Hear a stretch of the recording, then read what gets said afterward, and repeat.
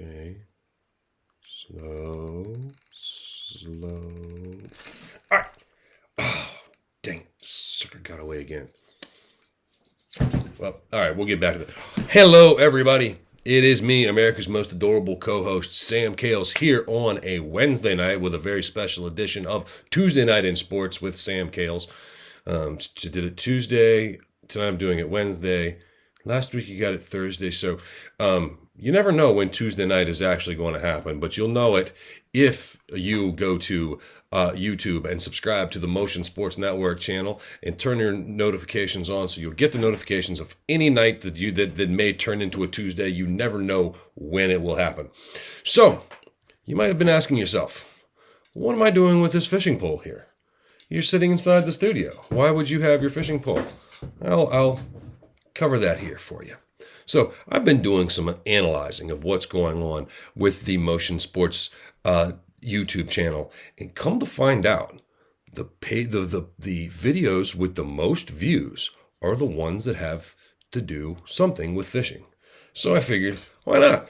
I got my fishing pole, I got a rod and a reel, I got my hook baited here, so why not try some studio fishing? I couldn't be any worse at studio fishing than I am when I'm actually fishing in the water. So we're just going to set this down over here. You never know when you might get lucky pulling you off some studio fishing. So I'm going to start tonight again, like I did last night, with the NHL. We had the Tampa Bay Lightning play the Las Vegas Golden Knights last night, and so that game. Once that game ended, the NHL's winter break has officially started with the postponement of the Caps Flyers, which turned out to be the 50th postponed game here of the season. That kind of led the NHL into, as I was mentioning yesterday, as was being speculated, the NHL now officially has announced that they will not be sending players to the Beijing Winter Olympics for 2022. I'm going to read a little bit here of the NHL statement. The National Hockey League respects and admires the desire of players to represent their countries and participate in a best-on-best tournament. Accordingly, we have waited as long as possible to make this decision while exploring every option available to our players to participate in the 2020 Winter Olympic Games. NHL Commissioner Gary Bettman says, unfortunately, given the profound disruption to the NHL's regular season schedule caused by recent COVID-related events, 50 games already have been postponed through December 23rd. Olympic participation is no longer feasible. We certainly acknowledge and appreciate the efforts made by the IOC, the International Ice Hockey Federation, and the Beijing Organizing Committee to host NHL players, but current circumstances have made it impossible for us to proceed despite everyone's best efforts. We look forward to Olympic participation in 2026. So it basically has to do with so many games postponed. And so if you take a break of 2 weeks out of your season to go to send the players to Beijing, it's going to then affect the NHL's regular season. To me, it definitely is a bummer that NHL players are not going to be going in playing in the Olympics. Olympic hockey featuring NHL players is really, really great to watch. Getting them on that bigger ice sheet, letting them really display their skill. But the NHL has to get their 82 games in. They have to have a full season. We've had the last 2 seasons cut short by COVID. So I really want 82 games to get played in a full playoff slate. You're taking out this horrible travel to China, where it's going to take time to get there and time to get back and get reacclimated. You'll have less chance of injury or COVID to some of the top players. It would be terrible for Sergei Bobrovsky, Sidney Crosby, players of that ilk, Alex Ovechkin, to come back from these games in China or get stuck in quarantine in China for an additional couple of weeks. So 2026, the Winter Olympics will be held in Milan and Cortina d'Ampezza, Italy. I actually asked Alexa how to say Cortina d'Ampezza, Italy. In 2026, we'll have that. So to travel to Italy, not quite as bad. Travel time wise, hours wise, jet lag wise. So 2026, we'll be able to see the NHL players going back into and playing in the Olympics. So as I'm giving you a little bit on sports that has been affected by COVID, and before I get into sports affected by COVID, let's talk about a sport that's not going to be affected by COVID. More than likely not affected by COVID. We'll have a less of COVID implications than some of your other team sports. But this sport is the KFL, the Kayak Fishing League. We're right around the corner from the 2022 season of the KFL kicking off, and in this, it's you're going to set 4 anglers in their kayaks. They're going to take out onto a body of water, and they're going to be fishing. So we're not going to have this close contact, and you don't want to be close, and this guy's going to be over there, and this guy's going to be over there, and here and there and everywhere. So the 2022 KFL season, I can give you almost 100% certainty that there will be 0 games of the 2022 KFL season postponed due to COVID. So okay, as I was talking about COVID, locally here in Washington, the Capital One Arena, home of the NHL's Washington Capitals, NBA Washington Wizards, the Capital One Arena is implementing a plan now that you must show prior to entry at least 1 dose of a vaccine or a negative COVID test.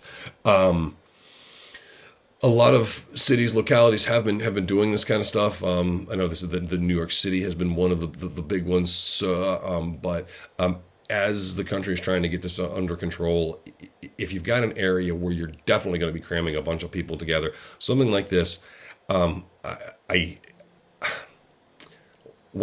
I don't support that you have to go and do this necessarily, going to a basketball or a hockey game isn't something that you need to do, like going to the grocery store and going to work and going to the gas station. This is something we do for fun and enjoyment. So, if you want to be able to go and have some of that fun, just hey, the people who are vaccinated, they don't care. Here you go. Here's my vaccine information. And if it really means something to you, get a COVID test. That can work for you. Supplement that need there as well. More on the COVID front. This news just coming out a little bit earlier on this afternoon, where number 23, Texas A&M, will not be playing in the Tax Slayer Gator Bowl on December 31st. I'm kind of almost surprised that we've gotten this far into the bowl season and before a team has said that they're not going to be able to participate in a game. Texas A&M is saying they're down to 38 position players who are not following, not quarantined or under some sort of COVID protocol for. Whoa, wait.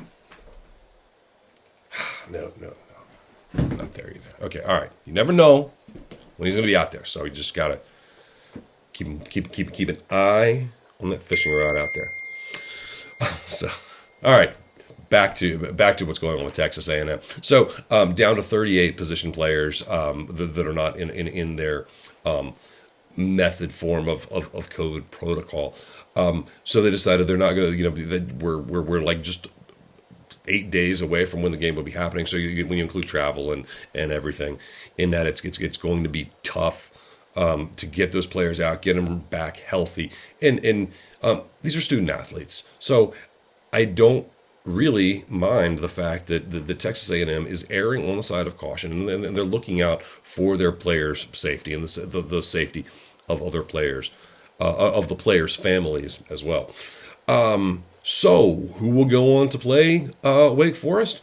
Right now, the Illinois Fighting Illini who finished the season 5-7, which would not qualify them for a bowl game, although they lost that eligibility on that last week with a loss. They are kind of jockeying to get in to play Wake Forest. Also very interesting, I also saw that the Marshall Thundering Herd are looking to play a second bowl game this bowl season and go play in the Gator Bowl. That'd be kind of cool, to tell you the truth. A team go and play in 2 bowl games in the same bowl season. Never has happened before. So let's do something different. Let's do something interesting. Let's let the Thundering Herd go down there and play the Demon Deacons. Also on the college COVID front, Alabama is saying that they've got 2 of their assistant coaches who have tested positive for COVID, but their timeline is going to bring them back, that they will be able to participate and coach in the NCAA college football playoff for the Alabama game against Cincinnati, also on December 31st. So, okay, all right, daggone, it's taken 10 minutes to get the COVID stuff out of the way with a little interruption break by fishing stuff there. And hey, I'm not just goofing off with this with this studio fishing stuff. Look, I got it all here. I got the tackle box. All right, I got the UPF. We got the fishing hat. And if you're going fishing, you're going to be out there on the water, or in this case in the studio. Make sure you're protecting your eyes with the sunglasses as well. So no, hey everybody, I'm not joking about fishing. I'm not making a joke about fishing. I'm making a joke about how poor my fishing skills are. So, I mean, I absolutely love fishing. If I could be sitting somewhere on the water with a line out there right now, I'd be doing it, except for the fact that it's dark and freaking cold here in the Washington, D.C. area. So, Florida, man, be nice to be down there and doing some fishing. So, all right, so let me jump now. So, more COVID stuff made some NFL games push all the way out to Tuesday, and so as I was coming on with you yesterday, I couldn't tell you what was the situation in the playoffs, but now 2 of those Tuesday games have happened, and I've got that, and I can give you your end of week 15 playoff scenarios. In the AFC, the number 1 seed in the AFC is the Kansas City Chiefs. After a poor, rough start, they've moved themselves back into the top slot. 1 game ahead of the New England Patriots, sitting number 3, Tennessee Titans at 9-5. Number 4, leaders of the NFC North, the Cincinnati Bengals. Number 5 seed would be the Indianapolis Colts. Number 6, Los Angeles Chargers. And number 7, the Buffalo Bills. The funny thing here is at 4, 5, 6, and 7, all 4 of those teams are sitting at 8-6. And then your first team out, the Baltimore Ravens, 8-6 as well, losing out to some losing out on their positioning because of common opponents and things like that. Then 9th would be the Pittsburgh Steelers at 7-6-1. That tie is really going to come back to bite them in their rear end, I think, before this season is out. The 10th, Las Vegas Raiders. 11th, Miami Dolphins. 12th, Cleveland Browns. And 13, Denver Broncos. I'm giving you all of those teams. I'm going all the way down to 13 teams in the hunt in the AFC because you've got Baltimore at 8-6, the Steelers at 7-6-1, Vegas, Miami, Cleveland, Denver, all sitting at 7-7. So what I'm giving you today could totally turn upside down, and we could have all 4 entirely different teams sitting in playoff positions next week. So the AFC is going to be a ton of fun to watch down the stretch. Let's flip over there and look at the NFC. The first team to actually clinch a playoff spot in the NFL are the Green Bay Packers, sitting at the top of the NFC at 11-3. Then you have the Dallas Cowboys, Tampa Bay Buccaneers, Arizona Cardinals, all leading their respective divisions, sitting at 10-4. Also 10-4, which would be your number 5 seed, the Los Angeles Rams. The number 6 seed right now, San Francisco 49ers. They're sitting at 8-6, so they're sitting 2 games back of the Rams in the division and in the NFC playoff race. Number 7 slid themselves in this week with a win and a Washington football team loss. That is the Minnesota Vikings, sitting at 7-7. And so in the NFC, your sitting in the number 8 slot, that's the Philadelphia Eagles, and in 9th is the New Orleans Saints at 7-7. So you don't have as many teams vying for what's going to happen because it's going to get them into the playoffs. So the 10th team there in the NFC, I believe, is the Washington Football Team, sitting at 6-8. So under 500. I'm not even counting you in this picture. So not as Philly, New Orleans win, and Minnesota loses, and some stuff's going to flip around there. But I don't think there's as much chance of absolute chaos and turmoil going on in the NFC. We're going to see the NFC really sort itself out in the next week or so. The AFC is really going to be coming down to the last week of the season. That new 17th game they're playing this year is going to really matter in the AFC. It's going to be a ton of fun. And as I talk about how much fun the end of the season is going to be in the AFC versus the NFC, let me give you your matchups for how they would sit if the playoffs started this week. In the AFC, Buffalo would travel to New England.